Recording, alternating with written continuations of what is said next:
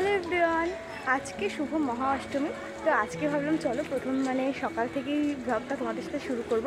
আর এখন যাচ্ছি পুজো দিতে আমরাই পাশেই।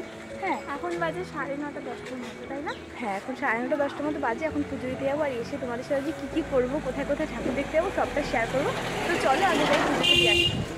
আমরা প্রত্যেকবার অষ্টমীতে অঞ্জলি দিতে অভয়মা মন্দিরে যাই। ওটা কিন্তু একটা দুর্গা ঠাকুর, অন্য কোনো ঠাকুর না, ওটা দুর্গা ঠাকুর। ওখানেই আমরা অষ্টমীর অঞ্জলিটা দিই। তো আগের বছর আমি যেতে পারিনি, কারণ আমার আগের বছর ভীষণ ঠান্ডা লেগেছিল। এবার ফাইনালি আমি সুস্থ আছি, তাই জন্য আমি যেতে পেরেছি মায়ের কাছে। আর এখানে দেখতেই পাচ্ছ তোমরা কত ভিড়, আর চারিদিকে সবাই মালা ফুল সব কিছু নিয়ে বসেছে সব বিক্রি করার জন্য। আর আমরা তো সব কিছু নিয়েই ঠাকুরের কাছে গিয়েছিলাম। আমরা কোনো রকমের ভিড় ঠেলে লাইন পেরিয়ে আমরা ঠাকুরের কাছে গেলাম। দেন দেখো ঠাকুরের মুখটা কতটা সুন্দর লাগছে। এটা কিন্তু একটা বাড়ির পুজো, হ্যাঁ, এটা কোনো বারোয়ারির পুজো না। তো সকালবেলা তো তোমরা দেখেইছিলে যে আমরা অঞ্জলি দিতে গেছিলাম। তারপর কিন্তু আর বেশি ভিডিও করা হয়নি, কারণ ওখানে এত ভিড় ছিল। আর তারপর এসে শরীরটা অতটা ভালো ছিল না, ঘুমিয়েছিলাম। আর খেতে আবার ঘুমিয়েছিলাম, এত ঘুম পাচ্ছিল। এখনও ঘুম থেকে উঠলাম।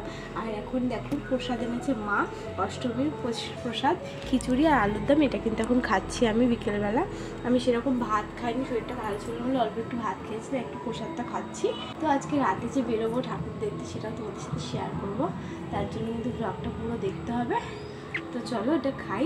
আমি তো সকালবেলা তোমাদের সাথে শেয়ার করেছিলাম যে আমরা ঘুরতে গেছিলাম, ঘুরতে না, অঞ্জলি দিতে গেছিলাম। অঞ্জলি দেওয়ার এখন বাড়িতে চলে এসেছি।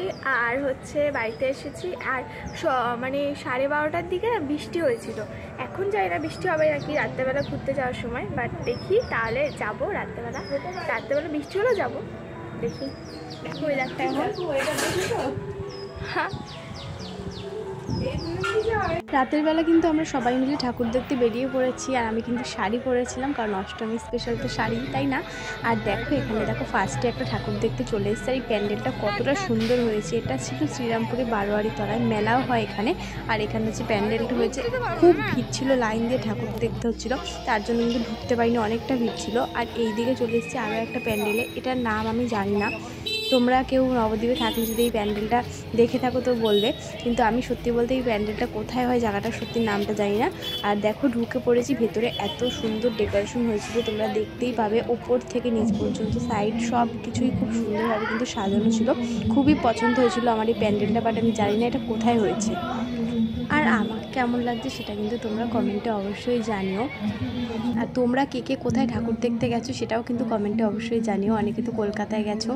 সকলকে শুভ নবমীর অনেক অনেক ভালোবাসা আমাদের তরফ থেকে। আমরা কিন্তু দুটো ভ্লগ অষ্টমী আর নবমীর দুটো ভ্লগ একসঙ্গেই করছি। তো শর্ট ভ্লগে করছি এবার, আর বেশি বাড়ালাম না ভিডিওটা। তো আমরা গেছিলাম এবার মিলন সংঘ মাঠে। তো দেখতেই পাচ্ছ দিদি একটা বেগুনি কালার একটা শাড়ি পরেছে, তার সাথে ম্যাচিং করে ব্লাউজ। দেন আমরা ওই ঠাকুরটা দেখে আরও একটা ঠাকুর দেখতে গেছিলাম। এই ঠাকুরটা বেশ সুন্দর হয়েছিল, প্যান্ডেলটাও বেশ সুন্দর হয়েছিল। আমার মনে হয় নবদ্বীপের থেকে স্বরূপগঞ্জে ওপারের প্যান্ডেলগুলো একটু বেশি ভালো হয়েছিল। আমরা একদিনের জন্য গেছিলাম ওইখানে, খুব সুন্দর সুন্দর ঠাকুর হয়েছে। লাস্টে দেখো আমরা বাড়ি ফেরার সময় কি সুন্দর সবাই নাচছে, ধুনুচি হাতে নিয়ে একটু পরে সবাই নাচছিল, কি ভালো লাগছিল তোমাদের কি বলবো। তোমরা কোথায় কোথায় ঘুরতে গেছো একটু কমেন্টে তো জানাবে, আর আমাদের কেমন লাগছে একটু কমেন্টে চটপট জানাও। তো সবাইকে টাটা, আজকের ভিডিওটা এই পর্যন্তই, সবাই সুস্থ থেকো।